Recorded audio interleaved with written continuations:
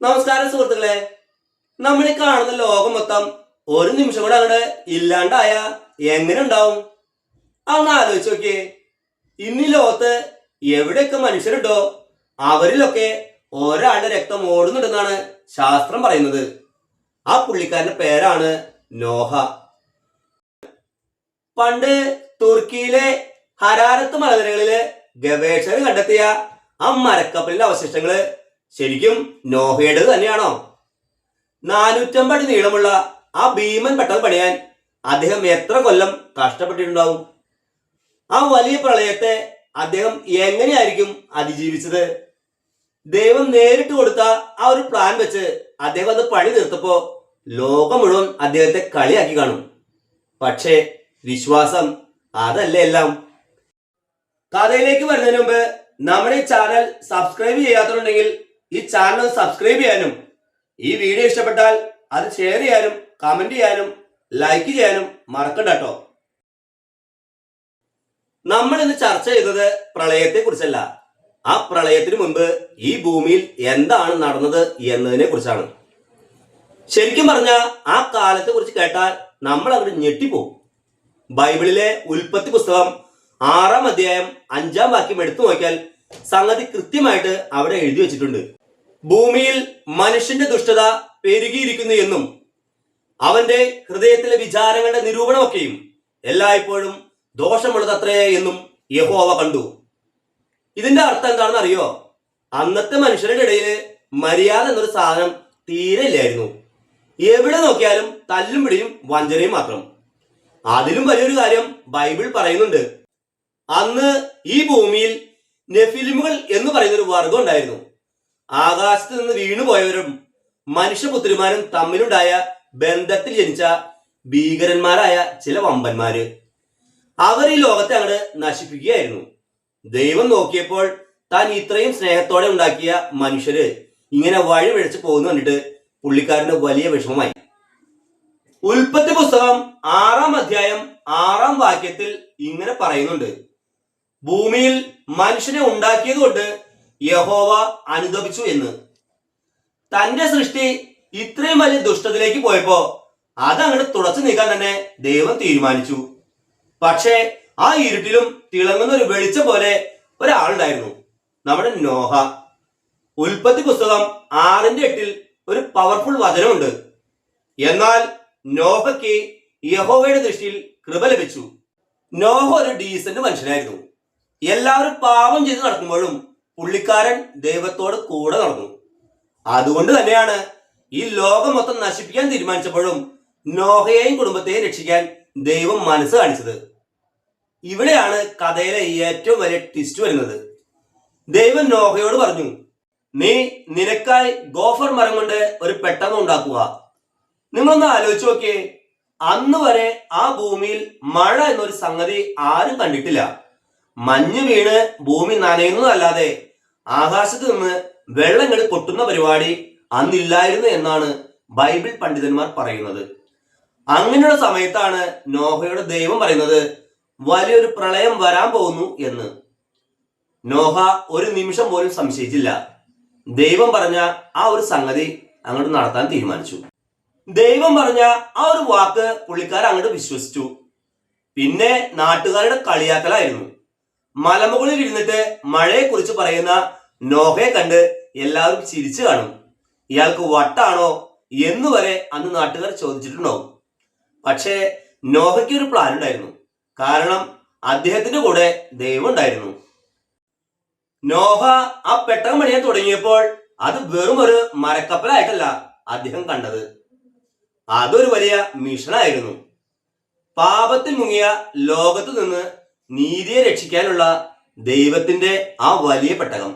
നമ്മുടെ ഈ കഥയിലെ ഏറ്റവും പ്രധാനപ്പെട്ട ഭാഗങ്ങളിൽ ഒന്നിലേക്ക് നമുക്ക് കടക്കാം. നോഹയുടെ പെട്ടകത്തിന്റെ ആ വമ്പൻ നിർമ്മാണത്തെ കുറിച്ചും ദൈവം കൊടുത്ത ആ കൃത്യമായ സ്കെച്ചിനെ കുറിച്ചുമാണ് നമ്മൾ ഇവിടെ പറയുന്നത്. ദൈവത്തിന്റെ ബ്ലൂ പ്രിന്റും ഗോഫർ മരത്തിന്റെ രഹസ്യവും. നമ്മൾ നേരത്തെ പറഞ്ഞു നിർത്തിയത് നോഹയ്ക്ക് ദൈവം കൊടുത്ത ആ വലിയ പണിയെ കുറിച്ചാണല്ലോ. ഇവിടെ നമ്മൾ പറയാൻ പോകുന്നത് ആ പെട്ടകം പണിയാൻ ദൈവം കൊടുത്ത ആ കൃത്യമായ അളവുകളെ കുറിച്ചാണ്. ബൈബിളിലെ ഉൽപ്പത്തി പുസ്തകം 6-ാം അധ്യായം 14 മുതൽ 16 വരെയുള്ള വാക്യങ്ങൾ ഒന്ന് എടുത്തു നോക്കിയേ. ദൈവം അവിടെ നോഹയോട് പറയുന്ന ചില കാര്യങ്ങളുണ്ട്. നീ നിനക്കായി ഗോഫർ മരം കൊണ്ട് ഒരു പെട്ടകം ഉണ്ടാക്കുക. പെട്ടകത്തിൽ അറകൾ ഉണ്ടാക്കി അകത്തും പുറത്തും കീൽ പൂശണം. ഇവിടെയാണ് ആദ്യത്തെ ഒരു സസ്പെൻസ്. എന്താണ് ഈ ഗോഫർ മരം? സത്യം പറഞ്ഞാൽ ഇന്നത്തെ കാലത്ത് ഇങ്ങനൊരു മരം എവിടെയും കാണാനില്ല. ചില പണ്ഡിതന്മാർ പറയുന്നത് ഇത് സൈപ്രസ് മരമാണെന്നാണ്.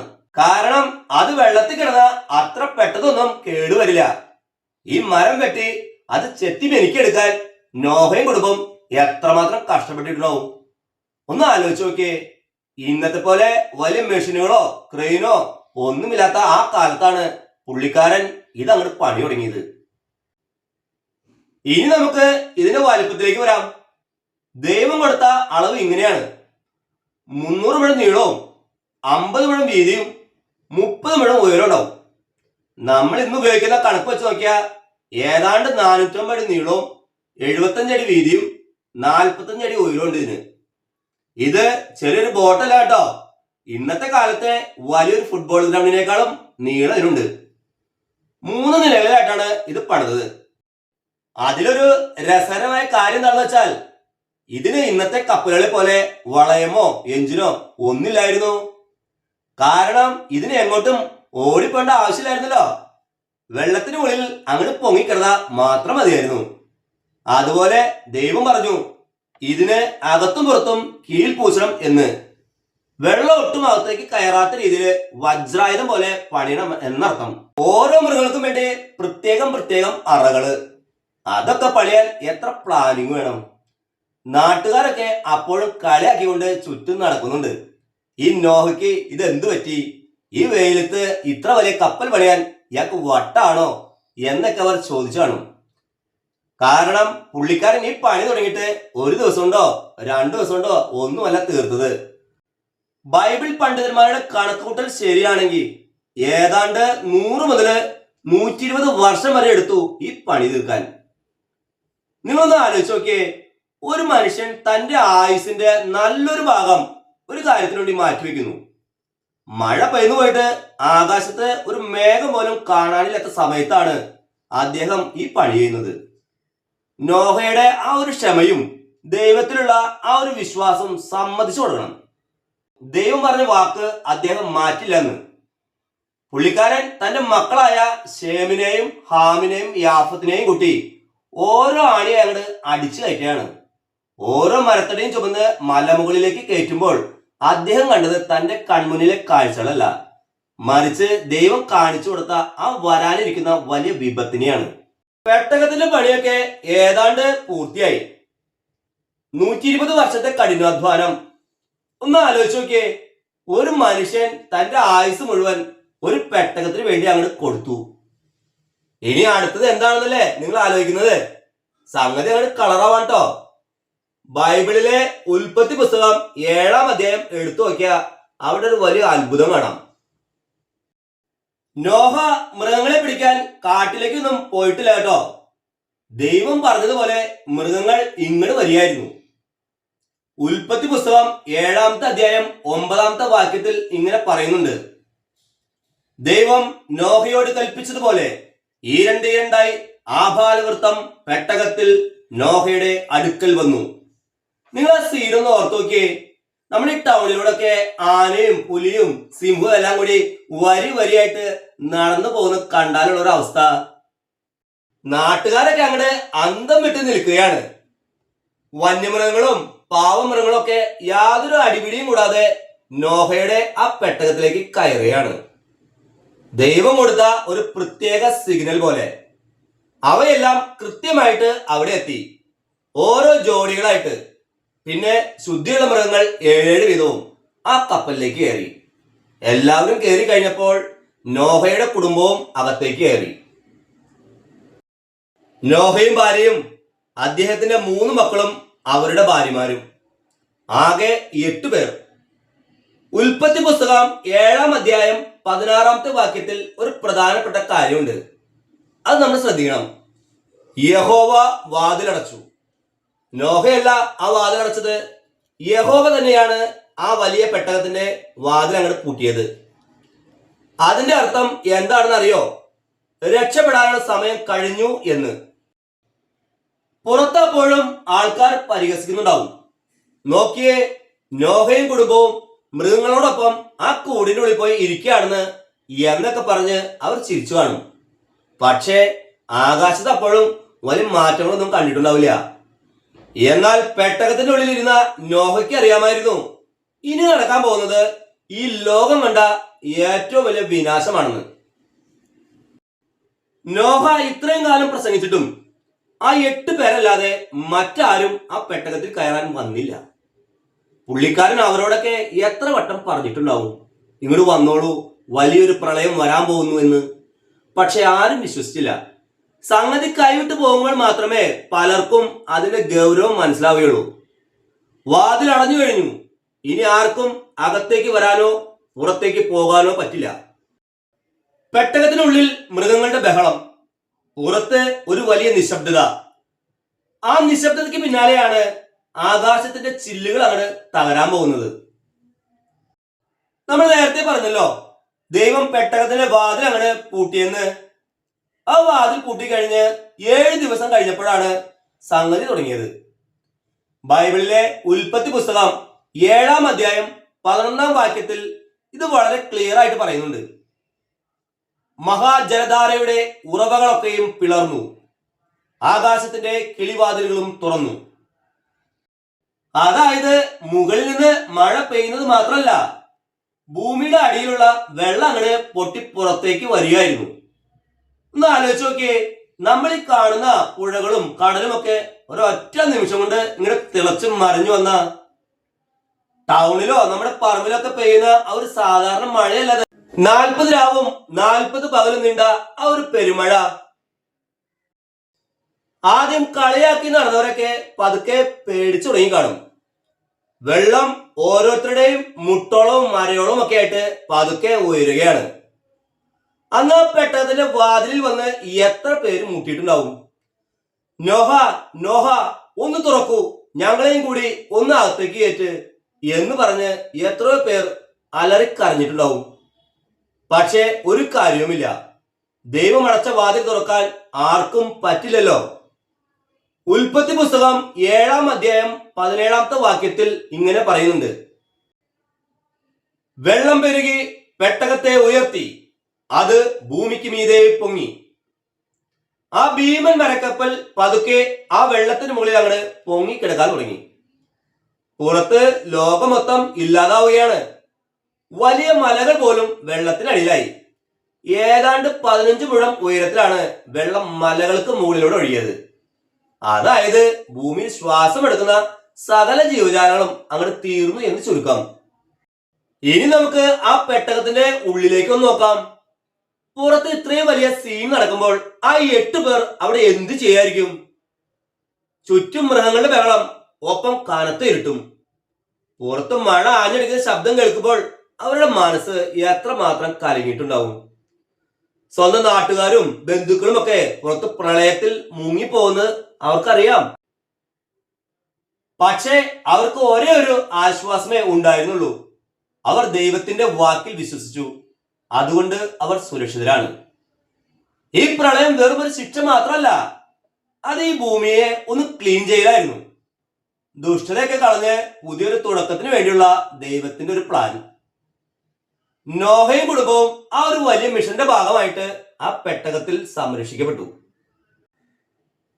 നിങ്ങൾ ചിന്തിച്ചിട്ടുണ്ടോ ഈ 40 ദിവസം അവർ എങ്ങനെയാണ് അവിടെ കഴിച്ചു കൂട്ടിയതെന്ന്? അത്രയും മൃഗങ്ങൾക്ക് ഭക്ഷണം കൊടുക്കണം, അവയുടെ കാര്യങ്ങൾ നോക്കണം.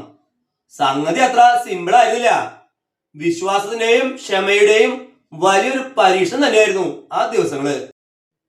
40 രാവും 40 പകലും ആകാശം ഇവിടെ പൊട്ടിപ്പെയ്തു എന്ന് നമ്മൾ പറഞ്ഞല്ലോ. ഒടുവിൽ ആ മഴയൊക്കെ അങ്ങ് തോർന്നു. പക്ഷേ മഴ തോർന്നെന്ന് കരുതി വെള്ളമൊന്നും അങ്ങോട്ട് പെട്ടെന്ന് ഇറങ്ങിപ്പോയില്ല കേട്ടോ. ഭൂമി മൊത്തം ഒരു വലിയ കടൽ പോലെ കിടക്കുകയാണ്. ബൈബിളിലെ ഉൽപ്പത്തി പുസ്തകം 8-ാം അധ്യായം 1-ാം വാക്യത്തിൽ ഒരു മനോഹരമായ കാര്യമുണ്ട്. ദൈവം നോഹയെയും പെട്ടകത്തിലുണ്ടായിരുന്ന സകല കാട്ടുമൃഗങ്ങളെയും നാട്ടുജന്തുക്കളെയും ഓർത്തു.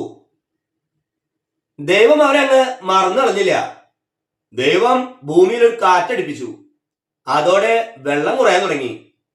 ഏതാണ്ട് 150 ദിവസത്തോളം വെള്ളം ഈ ഭൂമിക്ക് മുകളിൽ അങ്ങ് തങ്ങി നിന്നു. ഉൽപ്പത്തി പുസ്തകം 8-ാം അധ്യായം 4-ാം വാക്യത്തിൽ പറയുന്നുണ്ട്, 7-ാം മാസം 17-ാം തീയതി പെട്ടകം ഒരു മലമുകളിൽ ഉറച്ചു എന്ന്. ഇന്ന് തുർക്കിയിൽ നിൽക്കുന്ന ആ വലിയ മലനിരകളിലാണ് നോഹയുടെ പെട്ടകം ചെന്ന് നിന്നത്. ഒന്ന് ആലോചിച്ച് നോക്കിയേ, അത്രയും കാലം വെള്ളത്തിന് മുകളിൽ ഇങ്ങനെ ഒഴുകി നടന്ന ആ വലിയ കപ്പൽ ഒരു മലയുടെ മുകളിൽ ചെന്ന് നിന്നപ്പോഴുള്ള ആ ഒരു സമാധാനം, നോഹയ്ക്കും കുടുംബത്തിനും അപ്പോഴുണ്ടായ ആശ്വാസം എത്ര വലുതായിരിക്കും. പക്ഷേ പെട്ടകം മലയിൽ ഉറച്ചെന്ന് കരുതി നോഹ അങ്ങനെ ചാടി പുറത്തേക്ക് ഇറങ്ങിയില്ല കേട്ടോ. അദ്ദേഹം വളരെ ക്ഷമയോടെ കാത്തിരുന്നു. വെള്ളം ശരിക്ക് ഇറങ്ങി എന്നറിയാൻ അദ്ദേഹം ആദ്യം ഒരു കാക്കയെ പുറത്തേക്ക് വിട്ടു. അത് അങ്ങോട്ടും ഇങ്ങോട്ടും പറന്നു കിടന്നു എന്നല്ലാതെ ഒരു വിവരവും കിട്ടിയില്ല. പിന്നെയാണ് അദ്ദേഹം ഒരു പ്രാവിനെ വിടുന്നത്. ആദ്യം വിട്ടപ്പോൾ പാവം പ്രാവിന് ഇരിക്കാൻ ഒരിടം പോലും കിട്ടാതെ തിരിച്ചു വന്നു. പിന്നെയും 7 ദിവസം അദ്ദേഹം കാത്തിരുന്നു. രണ്ടാമതും ആ പ്രാവിനെ അങ്ങോട്ട് വിട്ടു. വൈകുന്നേരം ആയപ്പോൾ ആ പ്രാവ് തിരിച്ചു വന്നു. പക്ഷേ ഈ തവണ അതിന്റെ കൊക്കിൽ ഒരു സാധനം ഉണ്ടായിരുന്നു, ഒരു പച്ച ഒലിവില. ഉൽപ്പത്തി പുസ്തകം 8-ാം അധ്യായം 11-ാമത്തെ വാക്യത്തിൽ ആ സംഗതി വിവരിക്കുന്നുണ്ട്. അതായിരുന്നു നോഹയ്ക്ക് കിട്ടിയ ഏറ്റവും വലിയ സിഗ്നൽ. ഭൂമിയിൽ ചെടികളൊക്കെ മുളച്ചു തുടങ്ങി, വെള്ളമൊക്കെ ഇറങ്ങിപ്പോയി എന്നതിന്റെ പക്ക തെളിവ്. ഈ ഒലിവില കണ്ടപ്പോൾ നോഹയ്ക്ക് മനസ്സിലായി, ഇനി പുതിയൊരു ലോകം നമ്മളെ കാത്തിരിക്കുകയാണെന്ന്. നമ്മൾ സാധാരണ പറയുന്ന പോലെ നാട്ടിലൊക്കെ പറയാറില്ലേ, ഒരു വലിയ കഷ്ടകാലം കഴിഞ്ഞാൽ നല്ലൊരു കാലം വരുമെന്ന്. 120 വർഷത്തെ പരിഹാസങ്ങളും 40 ദിവസത്തെ ആ ഭീകരമായ പ്രളയവും പിന്നെ മാസങ്ങളോളം പെട്ടകത്തിനുള്ളിലെ ആ കാത്തിരിപ്പും എല്ലാം സഫലമായി. വിശ്വാസം എന്ന് പറഞ്ഞാൽ അതല്ലേ. ദൈവം പറഞ്ഞ സമയത്തിന് വേണ്ടി അദ്ദേഹം ക്ഷമയോടെ കാത്തിരുന്നു. സ്വന്തം ഇഷ്ടത്തിന് വാതിൽ തുറന്ന് പുറത്തിറങ്ങാതെ ദൈവം പറയുന്ന ആ ഒരു നിമിഷത്തിന് വേണ്ടി നോഹയും കുടുംബവും അവിടെ തന്നെ നിന്നു. പ്രാവ് ആ ഒലിവലുമായി വന്നപ്പോൾ തന്നെ സംഗതി ഏകദേശം ക്ലിയർ ആയല്ലോ. വെള്ളമൊക്കെ അങ്ങ് ഇറങ്ങി, ഭൂമി പതുക്കെ ഉണങ്ങാൻ തുടങ്ങി. എങ്കിലും നോഹ തിരക്കൂട്ടിയില്ല. ദൈവം ഇറങ്ങിക്കോ എന്ന് പറയുന്നവരെ അദ്ദേഹം പുള്ളിക്കാരന്റെ ആ ക്ഷമ കൈവിട്ടില്ല. ബൈബിളിലെ ഉൽപ്പത്തി പുസ്തകം, നീ നിന്റെ ഭാര്യയും പുത്രന്മാരും പുത്രഭാര്യമാരും പെട്ടകം വിട്ട് പുറത്തിറങ്ങൂ. ആ വാക്ക് കേട്ടപ്പോഴുള്ള ആ ഒരു സന്തോഷം ഒന്ന് ആലോചിച്ച് നോക്കിയേ. ഏതാണ്ട് ഒരു വർഷത്തോളമാണ്, കൃത്യമായിട്ട് പറഞ്ഞ 370 ദിവസങ്ങള് അവർ ആ പെട്ടകത്തിനുള്ളിൽ കഴിഞ്ഞത്. ആ വലിയ മരവാതിൽ പതുക്കെ അങ്ങ് തുറന്നു. നോഹയും കുടുംബവും പുറത്തിറങ്ങി. പിന്നാലെ ആനയും സിംഹവും ആടുമൊക്കെ ഓരോന്നായിട്ട് ആ പെട്ടകത്തിന് പുറത്തേക്ക് അങ്ങോട്ട് വന്നു. ഒരു വലിയ പെരുന്നാളിന് ആൾക്കാർ കൂടുന്ന പോലെ. മൃഗങ്ങളെല്ലാം പുതിയൊരു ലോകത്തേക്ക് കാലെടുത്ത് വെക്കുകയാണ്. അത്രയും കാലം വെള്ളം മാത്രം കണ്ട കണ്ണുകൾക്ക് മുന്നില് പച്ചപ്പും മലനിരകളും സൂര്യപ്രകാശവും ഒക്കെ കണ്ടപ്പോ അവർക്ക് എന്ത് തോന്നിയിട്ടുണ്ടാവും? പുറത്തിറങ്ങിയ ഉടനെ നോഹ ചെയ്തത് എന്താണെന്നറിയോ? അദ്ദേഹം നേരെ പോയി ഒരു വഴിപാട് അവിടെ കഴിച്ചു. ഉൽപ്പത്തി പുസ്തകം 8-ാം അധ്യായം 20-ാമത്തെ വാക്യത്തിൽ അത് പറയുന്നുണ്ട്. നോഹ യഹോവയ്ക്ക് ഒരു യാഗപീഠം പണിതുവെന്ന്. തങ്ങളെ ഇത്രയും വലിയ വിപത്തിൽ നിന്ന് രക്ഷിച്ച ദൈവത്തിന് അദ്ദേഹം നന്ദി പറയായിരുന്നു. ആ യാഗത്തിന്റെ സുഗന്ധം ദൈവത്തിന് വലിയ പ്രസാദമായി. ദൈവം അന്ന് തന്നെ തന്റെ ഹൃദയത്തിൽ ഒരു കാര്യം ഉറപ്പിച്ചു, മനുഷ്യന്റെ നിമിത്തം ഞാൻ ഇനി ഭൂമിയെ നശിപ്പിക്കില്ല എന്ന്. ഇവിടെയാണ് ദൈവം നോഹയോട് ആ വലിയ ഉടമ്പടി ചെയ്യുന്നത്. ദൈവം അവരെ അനുഗ്രഹിച്ചുകൊണ്ട് പറഞ്ഞു, നിങ്ങൾ വർദ്ധിച്ചു പെരുകി ഭൂമിയിൽ നിറയുവിൻ. അതായത് നമ്മൾ ഈ കാണുന്ന ഇന്നത്തെ ഈ ലോകത്തിന്റെ റീസ്റ്റാർട്ട് ബട്ടൺ അമർത്തിയത് അന്നാണ്. നോഹയുടെ 3 മക്കളിലൂടെയാണ് ഈ ലോകം മൊത്തം പിന്നീട് ജനവാസമുള്ളതായി മാറിയത്. സംഗതി നോക്കിയേ, ബൈബിളിൽ പറഞ്ഞിരിക്കുന്ന ആ ഹരാരത്ത് മലനിരകൾ ഇന്നും അവിടെ തന്നെയുണ്ട്. നമ്മുടെ തുർക്കിയില് ഏതാണ്ട് 17,000 അടി ഉയരമുള്ള എപ്പോഴും മഞ്ഞു മൂടിയെടുക്കുന്ന ഒരു ഭീകരൻ മലയാണത്. പണ്ട് കാലം തൊട്ടേ ഒരുപാട് ഗവേഷകര് ഈ മലയുടെ മുകളിലേക്ക് വലിഞ്ഞു കയറിയിട്ടുണ്ട്. എന്തിനാണെന്നല്ലേ? നോഹയുടെ പെട്ടകം അവിടെ എവിടെയെങ്കിലും ഇരിപ്പുണ്ടോ എന്ന് നോക്കാൻ. ശരിക്കും പറഞ്ഞാൽ 1959 ലോകം മൊത്തം ഞെട്ടിയ ഒരു സംഭവം ഉണ്ടായത്. തുർക്കിയിലെ പട്ടാളക്കാരനായ ഇൽഹാൻ ദുർപിനാർ ഒരു ഏരിയൽ സർവേ നടത്തിയപ്പോൾ പുള്ളിക്കാരൻ ഒരു കാഴ്ച കണ്ടു. മലയുടെ ഒരു ചെരുവിൽ മഞ്ഞിന്റെ ഇടയിൽ കപ്പലിന്റെ ആകൃതിയിലുള്ള ഒരു വലിയ സാധനങ്ങൾ തെളിഞ്ഞു നിൽക്കുന്നു. ഇതിനെയാണ് ഇന്ന് ലോകം ദുർപിനാർ സൈറ്റ് എന്ന് വിളിക്കുന്നത്. ഒന്ന് ആലോചിച്ച് നോക്കിയേ, സമുദ്രനിരപ്പിൽ നിന്നും ഇത്രയും ഉയരത്തിന് ഒരു കപ്പലിന്റെ ആകൃതിയില് മണ്ണ് ഇങ്ങോട്ട് വരണമെങ്കിൽ അതിന്റെ പിന്നിൽ എന്തെങ്കിലും ഒരു കഥ വേണ്ടേ? ആ പുള്ളിക്കാരൻ എടുത്ത ഫോട്ടോ കണ്ടാൽ നമ്മൾ അങ്ങോട്ട് അന്തം വിട്ടുപോകും. നോഹയുടെ പെട്ടകത്തിന് ബൈബിളിൽ പറഞ്ഞിരിക്കുന്ന അതേ നീളം, ഏതാണ്ട് 500 അടിയോളം ഈ രൂപത്തിനുണ്ട് എന്നതാണ് ഇതിലെ ഏറ്റവും വലിയ ഹൈലൈറ്റ്. പിന്നീട് 1970-കളില് റോൺ വ്യാറ്റ് എന്ന് പറയുന്ന ഒരു ഗവേഷകൻ ഈ സ്ഥലത്ത് വന്ന് കുറെ പഠനങ്ങൾ നടത്തി. അദ്ദേഹം പറയുന്നത് ഇത് വെറും മണ്ണല്ല, ഫോസിലായി മാറിയ മരത്തടികളാണ് എന്നാണ്. അവിടെ നിന്ന് കിട്ടിയ ചില കല്ലുകൾക്ക് കപ്പലുകളിൽ പണ്ട് കാലത്ത് നങ്കൂരമായി ഉപയോഗിക്കുന്ന ആങ്കർ സ്റ്റോൺസ് ആയിട്ട് നല്ല സാമ്യമുണ്ടെന്നും അദ്ദേഹം വാദിച്ചു. പക്ഷേ സംഗതി അത്ര സിമ്പിൾ അല്ല കേട്ടോ. ശാസ്ത്ര ലോകത്ത് ഇതിനെക്കുറിച്ച് വലിയ തർക്കങ്ങൾ ഇന്നും നടക്കുന്നുണ്ട്. ചിലർ പറയുന്നു ഇത് പ്രകൃതിദത്തമായി ഉണ്ടായ ഒരു രൂപമാണെന്ന്. മറ്റു ചിലർ പറയുന്നു ഇത് നോഹയുടെ പെട്ടകം തന്നെയാണെന്ന്. ഈ മലയുടെ മുകളിൽ വേറെയും ചില സ്ഥലങ്ങളിലെ മരത്തിന്റെ വലിയ കഷ്ണങ്ങൾ കിട്ടിയിട്ടുണ്ട്. അത്രയും ഉയരത്തിൽ മരങ്ങൾ വളരാത്ത ആ സ്ഥലത്ത് ഇത്രയും പഴയ മരക്കഷ്ണങ്ങൾ എങ്ങനെ വന്നു എന്നത് ഇന്നും വലിയൊരു ചോദ്യചിഹ്നമാണ്. നമ്മൾ സാധാരണ പറയില്ലേ, തീയില്ലാതെ പുകയുണ്ടാകില്ല എന്ന്. അതുപോലെയാണ് ഈ കാര്യവും. ഇത്രയും പേർ ഈ ഒരു സ്ഥലത്ത് തന്നെ ഈ പെട്ടകം ഉണ്ടെന്ന് പറയണമെങ്കിൽ അതിന്റെ പിന്നിൽ എന്തെങ്കിലും ഒരു സത്യം ഇല്ലാതിരിക്കില്ല. വിശ്വാസവും ശാസ്ത്രവും നേർക്ക് നേർ നിൽക്കുന്ന ഒരു പോരാട്ടമാണിത്. സംഗതി നോക്കിയേ, ഒരു വശത്ത് നോഹയുടെ പെട്ടകം കണ്ടെത്തിയെന്ന് ഗവേഷകർ അവകാശപ്പെടുമ്പോൾ മറുഭാഗത്ത് ശാസ്ത്രജ്ഞന്മാർ ഇത് അങ്ങോട്ട് സമ്മതിച്ചു കൊടുക്കാൻ കുറച്ച് പ്രയാസപ്പെടുകയാണ്. എന്താണെന്നല്ലേ, ശാസ്ത്രത്തിന് എപ്പോഴും തെളിവ് വേണം, അതും പക്കാ തെളിവ്. നമ്മൾ നേരത്തെ പറഞ്ഞ ആ ദുർപിനാർ സൈറ്റിലെ അവിടെ ജിയോളജിസ്റ്റുകൾ വന്ന് കുറെ ടെസ്റ്റുകൾ നടത്തി. അവര് പറയുന്നത് ഇത് വെറും ഒരു പാറക്കൂട്ടം മാത്രമാണെന്നാണ്. അതായത് ഭൂമിക്കടിയിലെ പ്ലേറ്റുകൾ അങ്ങനെ നീങ്ങിയപ്പോഴുണ്ടായ ഒരു പ്രത്യേക ആകൃതി. നമ്മൾ പറയില്ലേ, ചില കല്ലുകൾ കണ്ടാൽ ഓരോ രൂപങ്ങൾ തോന്നുന്നു, അതുപോലെ ഒന്നാണിതെന്നാണ് അവരുടെ വാദം. പക്ഷെ ഇവിടെയാണ് കളി മാറുന്നത്. ഈ സ്ഥലത്ത് നിന്ന് കിട്ടിയ മരക്കഷ്ണങ്ങൾ കാർബൺ ഡേറ്റിംഗ് നടത്തി നോക്കിയപ്പോൾ അവയ്ക്ക് ആയിരക്കണക്കിന് വർഷം പഴക്കമുണ്ടെന്ന് കണ്ടെത്തി. അത്രയും ഉയരത്തിൽ മരങ്ങളില്ലാത്ത ആ മലമുകളിൽ ഇത്രയും പഴയ മരങ്ങൾ എങ്ങനെ വന്നു? അത് ഇന്നും പല ശാസ്ത്രജ്ഞന്മാരെയും കുഴപ്പിക്കുന്ന കാര്യമാണ്. അതുപോലെ തന്നെ ലോകത്തിന്റെ പല ഭാഗങ്ങളിലും സമുദ്രനിരപ്പിൽ നിന്നും കിലോമീറ്ററുകൾ ഉയരത്തിൽ കടൽ ജീവിയുടെ ഫോസിലുകൾ കണ്ടുപിടിച്ചിട്ടുണ്ട്. നിങ്ങളൊന്ന് ചിന്തിച്ചു നോക്കിയേ, സമുദ്രത്തിലുള്ള കക്കയും മീനിന്റെയും അസ്ഥികൾ മലമുകളിൽ എത്തണമെങ്കിൽ ഒന്നുകിൽ മല കടലിനടിയിലാകണം, അല്ലെങ്കിൽ കടൽ മലയ്ക്ക് മുകളിൽ വരണം. ഇത് പ്രളയത്തിന്റെ ഒരു തെളിവല്ലേ എന്ന് പലരും ഇങ്ങോട്ട് ചോദിക്കുന്നുണ്ട്. പക്ഷെ ശാസ്ത്രലോകം പറയുന്നത് ഇതൊക്കെ കോടിക്കണക്കിന് വർഷങ്ങൾ കൊണ്ട് ഭൂമിയിലുണ്ടായ മാറ്റങ്ങൾ ആണെന്നാണ്. അവർക്ക് ബൈബിളിലെ ആ 40 ദിവസത്തെ പ്രളയം അങ്ങോട്ട് ഉൾക്കൊള്ളാൻ കുറച്ച് പ്രയാസമാണ്. അപ്പൊ പിന്നെ ആ വലിയ മരക്കപ്പൽ ഇത്രയും കാലം ദ്രവിച്ചു പോകാതെ ഇരിക്കുമോ എന്ന ചോദ്യവും ഉയരുന്നുണ്ട്.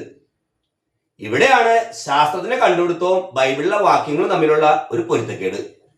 സത്യം പറഞ്ഞാൽ വിശ്വാസവും ശാസ്ത്രവും തമ്മിലുള്ള ഈ വടംവലി ഇന്നും അങ്ങോട്ട് തീർന്നിട്ടില്ല. ഒരു വശത്ത് പെട്ടകത്തിന്റെ അവശിഷ്ടങ്ങൾ എന്ന് പറഞ്ഞ് പലരും ഓരോ സാധനങ്ങൾ കൊണ്ടുവരുന്നു. മറുവശത്ത് ഇതൊക്കെ വെറും കല്ലും മണ്ണുമാണെന്ന് ശാസ്ത്രം പറയുന്നു.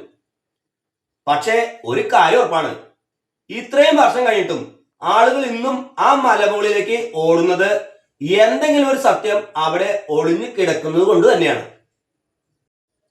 നമ്മൾ സാധാരണ പറയുന്ന പോലെ സംഗതി വല്ലതും ഇല്ലാതെ ഇത്രയും ബഹളം ഉണ്ടാവില്ലല്ലോ. നോഹയുടെ പെട്ടകം ഇന്നും ഒരു കടങ്കഥയായിട്ട് അവിടെ അവശേഷിക്കുകയാണ്. നമ്മുടെ നാട്ടിലൊക്കെ ഒരു കാര്യം നടന്നാൽ നാട്ടുകാർ മൊത്തം അത് ഓരോ രീതിയിൽ പറയില്ലേ, അതുപോലെയാണ് ഈ പ്രളയത്തിന്റെ കാര്യവും. ബൈബിൾ പണ്ഡിതന്മാരും ചരിത്രകാരന്മാരും പറയുന്നത് എന്താണെന്ന് വെച്ചാ, ലോകത്തിന്റെ പല ഭാഗങ്ങളിലായി ഏതാണ്ട് 200-ലധികം സംസ്കാരങ്ങളില് ഈ പ്രളയത്തിന്റെ കഥ അങ്ങോട്ട് പറഞ്ഞു കേൾക്കുന്നുണ്ട്. നമ്മുടെ ഈ ഭാരതത്തിൽ തന്നെ നോക്കിയേ, പുരാണങ്ങളിലെ മനുവിന്റെയും മത്സ്യത്തിന്റെയും കഥ നമ്മൾ കേട്ടിട്ടില്ലേ? ഒരു വലിയ പ്രളയം വരാൻ പോകുന്നു എന്ന് ഭഗവാൻ വിഷ്ണു മത്സ്യരൂപത്തിൽ വന്ന് മനുവിനോട് പറയുന്നു. മനുവും ഒരു വലിയ കപ്പൽ പണിത് അതിൽ സകല ജീവജാലങ്ങളെയും വിത്തുകളും ശേഖരിച്ച് സപ്തർഷികളെയും കൂട്ടി രക്ഷപ്പെടുന്നു. ഇതിന് നോഹയുടെ കഥയുമായിട്ട് എത്രമാത്രം സാമ്യമുണ്ടെന്ന് ഒന്ന് ആലോചിച്ച് നോക്കിയേ. അതുപോലെ തന്നെ മെസപ്പൊട്ടോമിയയിലെ ഗിൽഗമേഷ് എന്ന പുരാതന കാവ്യത്തിലുമുണ്ട് ഇതുപോലൊരു കഥ. അവിടെ ഉത്തരാപിഷ്തിം എന്നൊരാളാണ് പെട്ടകം പണിയുന്നത്. ചൈനയിലായാലും ശരി, ഗ്രീസിലായാലും ശരി, ഈജിപ്തിലായാലും ശരി, എവിടെ നോക്കിയാലും ഒരേപോലെ ഓരോ കഥ അങ്ങോട്ട് വരുന്നുണ്ട്. നിങ്ങളൊന്ന് ചിന്തിച്ചു നോക്കിയേ, കേരളത്തിലുള്ളവരും അമേരിക്കയിലുള്ളവരും ആഫ്രിക്കയിലുള്ളവരും ഒരേപോലെ ഒരു കഥ പറയണമെങ്കിൽ പണ്ട് എപ്പോഴോ ഈ ലോകത്ത് അങ്ങനെ ഒന്ന് ശരിക്കും സംഭവിച്ചിട്ടുണ്ടാവണം. അല്ലാതെ ഇത്രയും പേർക്ക് എങ്ങനെയാണ് ഒരേപോലെ ഇങ്ങനെ ഒരു കാര്യം അങ്ങോട്ട് തോന്നിപ്പോവുക? ഈ കഥകളിലൊക്കെ ഒരു വലിയ കപ്പലുണ്ട്, ഒരു പ്രളയമുണ്ട്, കുറച്ചു പേർ മാത്രം രക്ഷപ്പെടുന്നുണ്ട്. ചരിത്രകാരന്മാർ പറയുന്നത് ഇതൊക്കെ നോഹയുടെ മക്കളിലൂടെ ലോകത്തിന്റെ പല ഭാഗങ്ങളിലേക്ക് പകർന്നു പോയ കഥകളാണെന്നാണ്. ഓരോ നാട്ടുകാർക്കും അനുസരിച്ച് പേരുകളിൽ ചെറിയ മാറ്റം വന്നു എന്നേ ഉള്ളൂ. സംഗതി ഒന്ന് തന്നെയാണ്.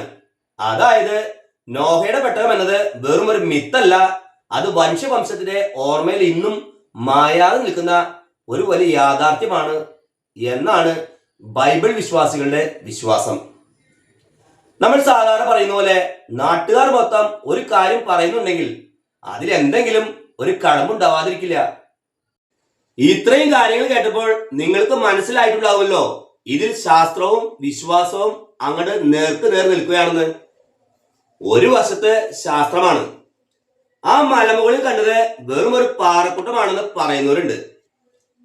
പക്ഷേ സമുദ്രനിരപ്പിൽ നിന്ന് ഇത്രയും ഉയരത്തില് കടൽ ജീവിയുടെ ഫോസിൽ കണ്ടത് എങ്ങനെയെന്ന് ചോദിച്ചാൽ ശാസ്ത്രത്തിനും വലിയൊരു അത്ഭുതമാണ്. അതുകൊണ്ട് തന്നെ ഈ ഭൂമിയിൽ പണ്ട് എപ്പോഴോ ഒരു വലിയ പ്രളയം നടന്നു എന്ന കാര്യം ആർക്കും തള്ളി കളയാൻ പറ്റില്ല. മറുഭാഗത്ത് നമ്മുടെ വിശ്വാസമാണ്. നോഹ എന്ന ആ പുള്ളിക്കാരൻ 120 വർഷം കഷ്ടപ്പെട്ട് ആ കപ്പൽ പണിതത് വെറും ഒരു തോന്നലിന്റെ പുറത്തല്ലല്ലോ. വിശ്വാസികൾക്ക് ഇന്നും ആ പെട്ടകം എന്ന് പറയുന്നത് ഏതൊരു വലിയ വിപത്തിലും ദൈവം നമ്മളെ കൈവിടില്ല എന്നതിന്റെ ഉറപ്പാണ്.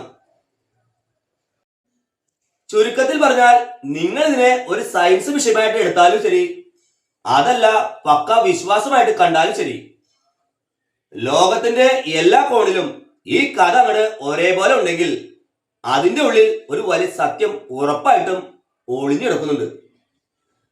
നോഹയുടെ ആ പെട്ടകം ഇന്നും ഒരു രഹസ്യമായിട്ട് ആ ഹരാരത്ത് മലയിൽ വിശ്രമിക്കുന്നുണ്ടാവാം. എന്തെങ്കിലും ശാസ്ത്രം അത് ലോകത്തിന് മുന്നിൽ തെളിവായിട്ട് അങ്ങോട്ട് കൊണ്ടുവരുമെന്ന് നമുക്ക് പ്രത്യാശിക്കാം.